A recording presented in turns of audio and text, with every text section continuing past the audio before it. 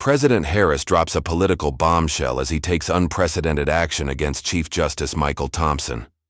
After Thompson blocks deportation efforts under the National Security Act, Harris fires back with a move no one saw coming. This shocking development could reshape America's legal and immigration system forever. It was 4:03 a.m. when I saw it. A silent notification glowing on my cracked phone screen. Deportation order denied. Supreme Court intervention. I sat in the DHS monitoring center alone, the air heavy with stale coffee and quiet dread. For weeks we had prepared for Operation Dawn, an urgent effort to deport known threats identified under the National Security Act. The green light was supposed to come today, but instead, Chief Justice Michael Thompson had stepped in again. Across the monitors, ICE agents froze in confusion. Field commanders called in. Panic followed. No explanation, no legal memo. Just a quiet one-line block from Thompson. I picked up the red phone. "Sir," I said into the line, trembling. "It's Thompson. He shut us down." On the other end, President Samuel Harris, the 48th President of the United States, was silent for 6 long seconds. Then he replied in a low, fierce voice, "They think this is a game." That's when everything started unraveling. By sunrise, something in Washington had shifted. President Harris didn't tweet. He didn't post. He walked into the Situation Room in complete silence. Around him, top generals, legal advisors, and immigration officers sat stiff, awaiting instruction. Harris stood over the table and held up a copy of the Constitution, marked and annotated in red ink. He flipped to the section on national security, read it aloud, and then said, "If one man can block the law meant to protect the American people, then we have no law." His chief of staff tried to interject. Harris raised his hand. "No more speeches, no more court games. I want full disclosure on Thompson, every ruling, every contact, every conflict of interest, and I want it now." A low gasp filled the room. "But sir," someone said, "you can't go after a sitting Chief Justice, not like this." Harris's eyes narrowed. "Watch me." It was buried deep in the Justice Department's archives, a file marked confidential, long forgotten by most until now. 2 hours after Harris gave the order, a trembling intern handed the file over to Agent Martinez of Internal Integrity. It wasn't just old travel records or judicial meetings.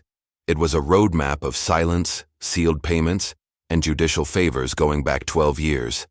There were names, dates, secret meetings with foreign NGOs that had backed the very policies Thompson, now protected, evidence of offshore accounts traced to a family shell company. Harris stared at the contents for nearly an hour. Then he looked up and said he thought wearing a robe made him untouchable. He turned to the press secretary. "Draft the statement, but sir, the court," Harris cut in. "He blocked our security. Now I'll block his corruption from the shadows. We're going to the American people with this." And just like that, the countdown had begun. By Monday morning, the skies over D.C. were gray, heavy like the mood in the Oval Office. President Harris sat with the uncovered file on Thompson still open. His pen tapped slowly on the desk. Then he said 2 words that would shift history. "Make the list." Names started pouring in. Law clerks, donors, judges, even former presidents, all linked to rulings that blocked deportations under the National Security Act. Each name had a pattern, silent connections to foreign interests, grants, hidden influence. Harris looked at the list, then turned to Secretary Johnson. "This isn't just about Thompson anymore. This is a network." He stood, his voice calm but razor-sharp. "If we don't stop it now, our country won't survive another year." Her name was Maria Rodriguez. She stood outside the White House gates in tears, holding a photo of her son. He was killed by a known gang member, a man ordered for deportation, 3 times, but each time the courts blocked it because of Thompson's ruling. She wasn't supposed to meet the president, but somehow her cries made it to Harris's ears. That afternoon, Harris invited her inside. No cameras, no press, just her tears, and a folded death certificate on his desk. "I'm sorry," Harris said softly, gripping her hand. "This never should have happened." And then, in a move no one expected, he stood beside her, wiped her tears, and said, The courts failed you, but I won't. That night, he made her story public, and the nation watched in silence. The next morning, Chief Justice Thompson finally broke his silence. At a rare press conference outside the Supreme Court, he defended his ruling with calm arrogance. "We are not here to please presidents. We are here to preserve law." But America wasn't buying it. Not after Maria's story. Not after Harris showed receipts. Then Thompson made a fatal mistake. He accused the president of weaponizing grief and said Maria's son's case was irrelevant to the judicial process. The press froze. The crowd outside the court booed. Harris, watching live from the West Wing, stood in stunned silence. Then, without missing a beat, he looked to his advisors and said, "That's it. He just disrespected every grieving family in this country. We move at dawn." And the real battle began. It was still dark when the black SUVs rolled into the gated compound in Northern Virginia. Inside, a high-ranking appellate judge, long connected to Thompson's immigration decisions, was taken into custody by Federal Integrity Task Force agents under direct executive order from President Harris. The footage wasn't leaked. It was released by Harris himself. At 7 a.m. sharp, the nation watched the live video on Truth Social. A judge in his robe, handcuffed, led away. The caption, "The Constitution will not be sold, not under my watch." DJH, the media exploded. Some screamed, "Overreach." Others cried, "Justice." But one voice cut through the noise. Maria Rodriguez. In a tearful statement, she said, "My son's voice was silenced, but now someone is finally speaking for him." Across the country, grieving families began to post their own stories. Harris had opened a door the system had kept locked for decades, and the flood began. A single envelope arrived at the White House. No return address. Inside was a shaky handwritten letter from a 72-year-old man in Alabama. He wrote, "My daughter was only 16. She was killed by someone the court refused to deport. I've never voted in my life, but now I finally believe in something again." Harris sat at his desk, holding the letter with both hands. He didn't speak for a while. Then he turned to his aide and said softly, "Have the stories printed, all of them. Stack them on my desk." The next day, he walked into a press briefing, not with a speech, but with a stack of letters from families like that man's. And one by one, he read them aloud. Every reporter was silent. Some even cried. This wasn't just policy now. It was personal. It was real. That night, Harris appeared in a surprise national town hall broadcast. No teleprompter, no politicians, just him and real families. Grieving mothers, widowed fathers, children who'd lost siblings. They weren't angry anymore. They were hopeful. Harris leaned forward and said gently, "What Chief Justice Thompson blocked wasn't just deportation. He blocked healing. He blocked justice." And then came the moment no one expected. He paused the live broadcast and pulled out a sealed folder marked Classified Deep Influence. He looked into the camera and said, "Tomorrow I'll unseal this. America will see everything." The nation held its breath, and across millions of screens, hearts beat faster. At exactly 12 noon the next day, President Harris walked into the Roosevelt Room with the sealed folder in his hand.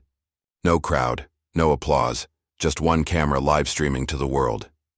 He sat, looked straight ahead, and slowly opened the folder.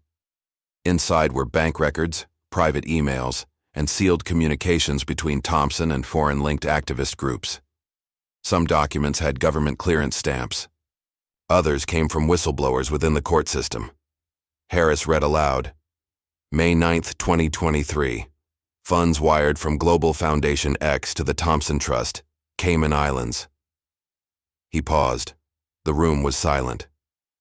July 3rd, 2024. Email from Thompson's clerk.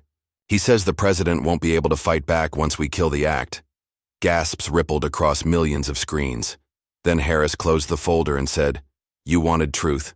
Now you have it." And just like that, America saw its legal system in a new light. As the media scrambled, one clip went viral overnight. A middle-aged nurse named Angela Torres stood outside a local hospital in Arizona. She was holding a folded American flag. Her voice shook as she looked into a reporter's phone. The man who killed my husband, he had been ordered out of the country 3 times, but they kept him here. Said deporting him was against human dignity. Tears streamed down her cheeks. My husband was a veteran. He never even got a chance. That video was reposted by Harris himself with the caption, "Angela, your husband was a hero, and we failed you. No more silence." It became the most shared video in the nation that week. Thousands of other nurses, truckers, teachers, veterans, ordinary Americans began posting their own painful truths. And for the first time in years, people were listening. Under growing pressure, Chief Justice Michael Thompson canceled all public appearances. The Supreme Court remained under high security. Staff avoided cameras. Clerks refused questions, but it was too late. A Senate subcommittee announced an emergency review. The House called for hearings. States began investigating court decisions linked to the same donor groups found in Harris's folder. And the public, they didn't want more speeches. They wanted answers. One grieving mother said on live TV, "I trusted the court more than any politician, but I was wrong. It wasn't Harris who lied to us. It was the people in robes." That night, Harris appeared on camera again. This time, his voice cracked as he held another letter from a child who'd lost both parents in a car crash caused by a man who should have been deported years ago. He looked up and whispered, "How many more letters will it take?" The country sobbed. But Harris, he was just getting started. It was just past midnight when a video began circulating online. A man in his 60s, face worn with grief, stood at the edge of his son's grave. The wind was howling. He didn't speak to a crowd, only to the headstone. "I begged them. I begged the court." He had attacked someone before, but they let him stay. His son, a 12-year-old named Lucas, had been killed walking home from school, hit by a drunk driver who was flagged for deportation, but protected by Thompson's legal precedent. Harris saw the video before bed, and he didn't sleep. By morning, he called for an emergency address. No podium, no flags, just him holding a worn-out baseball glove. The glove Lucas had used mailed to the White House by the grieving father. Harris held it up and said, "We talk about laws, we talk about courts. But what about this boy's life?" No one watching stayed dry-eyed. That morning, an anonymous letter landed on Harris's desk. Typed, no signature, just one line at the bottom. A Supreme Court insider. Inside were transcripts, private emails, and hidden memos showing that Chief Justice Thompson had been advised, warned about how his ruling on the National Security Act would let dangerous individuals remain in the country. He knew the risks. He acted anyway, and now there was proof. Harris released the letter within the hour. His caption, "This came from inside the court. The walls are falling." The news hit every screen in America. Cable networks cut their programming. The Supreme Court issued a no comment, and lawmakers both red and blue began demanding an inquiry. The court was no longer sacred. For the first time, one grieving mother said, "I feel like someone's fighting for us." Her name was Esther Mayfield, 81 years old. She didn't know what viral meant. She just walked into a town hall where Harris was speaking and raised her wrinkled hand. The room grew silent. "Mr. President," she said, voice trembling, "I lost my granddaughter to someone who shouldn't have even been here. I wrote letters for years. No one ever answered, but you did." Harris stood up. He didn't give a speech. He walked to Esther and hugged her. For a long, silent moment, that was all. Then he whispered, "They may have silenced you, but I will never forget your voice." The clip aired nationwide. Even critics said, that moment changed something. By the end of the day, over 800 families had written to the White House, sharing their pain, their losses, and finally, their hope. Harris wasn't just changing the system, he was healing hearts. By now, the entire country was on edge. Cable news aired 24/7 coverage of the Supreme Court scandal. Hashtags like Justice for Lucas and Stand with Harris trended globally. But inside, the White House, time was ticking. President Harris's legal team gave him a harsh truth. "We have a 72-hour window. After that, the court may issue an emergency stay that could freeze everything." Harris stared out the window, jaw clenched. "Then we do it now. All of it." He signed Executive Directive 481, ordering a full Justice Department review of every immigration ruling tied to foreign-linked influence, and he called for a televised national address in 24 hours. Across America, millions waited, holding their breath. It wasn't just about deportation anymore. It was about truth, healing, and justice. In the heart of Tennessee, Pastor Raymond Cole stood behind his pulpit, tears in his eyes. One of my church members, a young mother, was killed in front of her child. The man who did it, he had been detained but released by court order. He looked directly into the camera broadcasting the live stream. I never liked politicians, but today I thank God for President Harris. He's the first one to listen. The video spread like wildfire. Harris reposted it within minutes. Pastor Cole, I hear you. America hears you. We will not look away anymore. In that moment, millions cried, not just for the young mother, but for all the families who were finally being seen. Harris wasn't campaigning, he wasn't attacking, he was leading from the heart. The moment arrived. At exactly 8 p.m., President Harris walked into the Oval Office alone. No flashy stage, no roaring crowd, just him and the American people. He held a single item, a list of names of Americans who lost their lives because corrupt rulings let dangerous individuals stay. This list shouldn't exist, he said softly. These families deserved protection, but the court failed them. His voice cracked. He paused. I'm not here to destroy the court.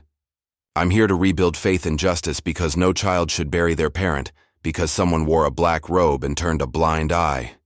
He ended with a promise. Tomorrow, I will submit a bill to Congress. It will overhaul how immigration cases are reviewed, and it will prevent this heartbreak from ever happening again. America didn't just watch, it wept. In a small Texas town, a public school held a quiet memorial. A photo of a young boy, Kevin Morales, sat on the stage, age 11, smart, kind, and gone too soon. He was caught in a crossfire from a cartel shooter who had been denied deportation due to Thompson's ruling. His teacher, Miss Ellis, trembled as she read a note Kevin had once written. When I grow up, I want to be brave like my dad. He protects people. The room broke down in tears. Kevin's father, a border patrol officer, stood in uniform. He didn't speak much, just stared at the seat where Kevin once sat. Hours later, the clip reached the White House. Harris watched it, alone, and whispered, "No child should be a casualty of cowardice in court." He called Kevin's father that same night and said 5 words, "Your son will be remembered." Pressure exploded inside the Supreme Court. 3 justices held a private, emergency session. According to leaked audio, one of them said, "We've lost the people. This isn't just backlash, it's collapse." Chief Justice Thompson, once confident, was now visibly shaken. News had broken that more clerks were cooperating with investigators. A former advisor had gone public, confirming Thompson blocked deportations, knowing full well the consequences. He believed the system would protect him, but the system was turning. That morning, a coalition of 28 state attorneys general filed an official complaint to the Judicial Oversight Commission, demanding Thompson step down. Harris tweeted, "It's no longer about me, it's about saving the court from itself." And millions agreed. A young girl no older than 9 stood outside the Capitol with her mother. She held a crayon sign that read, "Thank you, President Harris, for fighting for my daddy."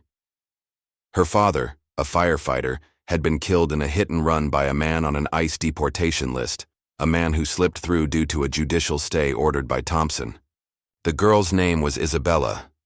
She was asked by a reporter what she would say to the president. She looked into the camera and said through tears, "I love you, President Harris. You're making heaven happy." That moment shattered hearts across the country. And Harris, he saw it and wept. Sunday morning, across America, church bells rang. But in one quiet Alabama town, they rang for a different reason. A group of mothers gathered on the steps of their church, each holding photos of children or spouses lost due to deportation delays. A pastor walked forward, voice trembling. "We were told the courts would protect us, but we buried our children. Anyway, He paused, then looked into the camera, recording them live. "We don't want revenge. We want accountability. And we thank President Harris for finally doing what no one else had the courage to do." That clip flooded the internet. Harris saw it and posted, "When justice rings louder than politics, that's when real change begins." The bell tolled again, and America listened. Monday, 3 federal judges appointed under Thompson's influence suddenly resigned without explanation. Within hours, leaked messages revealed their fear. Harris's investigation had evidence they couldn't deny. The White House released one line, "We warned them. Now they run." Protesters gathered outside the Supreme Court, not in rage but in grief. People lit candles, wrote names in chalk. One sign read, "We don't want the court gone, we just want it clean." Harris called a press conference. His message, "This is not about power. It's about pain, and we will heal this country with truth." Even his critics paused because, for the first time, truth felt louder than politics. Inside a quiet hospital room, an 8-year-old girl named Emma sat next to her dying grandmother. The old woman whispered something, and Emma, eyes wide with innocence, turned to the nurse and asked, "Can you write a letter to President Harris? My grandma says she wants to thank him before she goes to heaven." The nurse recorded the message instead. It aired 2 hours later. The grandmother's words were faint but clear. "I lost my daughter to someone who should have never been here. But this man, this president, he finally made it right. Tell him thank you." Harris watched in silence and cried. The nation cried with him. Tuesday morning, for the first time in decades, a special congressional hearing was held on live television. The target, Chief Justice Michael Thompson. The room was silent as a whistleblower, a former Supreme Court clerk, stepped forward. With shaky hands, she read aloud, "I was ordered to destroy a file. It contained internal memos showing justice. Thompson communicated with lobby groups pushing to weaken deportation enforcement." Gasps filled the chamber. Then came a second bombshell. Another former advisor revealed Thompson coordinated delays on deportation cases tied to criminal histories. He didn't just block orders, he buried them. Harris, watching from the White House, stood and said one word, "Justice." Moments later, Congress formally launched an investigation into judicial corruption with bipartisan support. America stood still. A young widow named Linda Harper appeared on a primetime interview. She brought her late husband's voicemail, recorded, just minutes before he was killed during a home invasion. The suspect, an individual shielded from removal by court intervention. Linda played the message live. "Hey, sweetheart. I think someone's breaking in. I love you just in case." The room fell silent.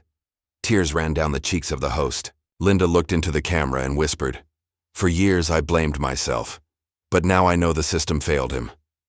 That night, President Harris called her. His voice cracked as he said, "I will carry your husband's name all the way to the courthouse steps." And he meant it. By Wednesday, it was no longer a protest. It was a movement. In every state, Americans gathered to sign what became known as the People's Declaration, a petition demanding new immigration court reforms and mandatory review of all activist rulings tied to political bias. Harris endorsed it that morning. "This isn't my victory, this is yours." The number of signatures, over 45 million in just 36 hours. People weren't chanting or marching with anger. They were crying, hugging, holding candles, and lifting up names of loved ones lost. That night, Harris walked outside the White House to meet a group of grieving families waiting quietly in the cold. He stood in the middle of them. No speech, just tears, and a promise of final justice. Thursday morning, the Capitol Rotunda was packed. President Harris arrived holding a folder marked "Final Testimony." The nation waited. He stood before Congress and began reading aloud the names of every victim tied to failed deportation cases one by one. Kevin, Maria, Officer Daniels, Emma's dad, Linda's husband. Each name echoed like a bell. Some lawmakers wept, others bowed their heads. Then he turned to the camera and said, This isn't just about me and Chief Justice Thompson. This is about who we are as a country. If our laws don't protect the innocent, then we have failed. Suddenly, thunderous applause erupted, not from politicians but from the families seated behind him. Harris looked back, nodded, and walked out. 2 hours later, breaking news struck every network. Chief Justice Michael Thompson had officially resigned. His statement was short, hollow. No apology, just an exit. But it didn't matter. America had already made its judgment. That night, outside the Supreme Court, thousands gathered in silence. They held up candles and photos of lost loved ones. President Harris joined them quietly. No speech this time. He simply placed a rose beneath the statue of justice and whispered, "This is for all the voices the court ignored." The crowd cried, and so did the nation. Friday, President Harris stood on the White House lawn, surrounded by the families who led the movement. With a stroke of his pen, he signed the American Victim Protection Act, a total reform of immigration court oversight and judicial accountability. This isn't just a law. It's a promise that from now on, every voice will count. Every life will matter. He turned to little Isabella, who held her father's badge in her tiny hand. He knelt down and said, "This law was made for you." Isabella smiled through her tears. Across the country, millions cried, not out of pain, but out of healing. Justice had finally arrived. If this story touched your heart, if you cried for those families, or if you believe truth should always win, please like this video, leave a comment below with the name of someone you love because every name matters, and hit subscribe so you never miss a moment that truly matters. Let's build a community where justice speaks louder than silence. We told their story, now it's time to tell yours.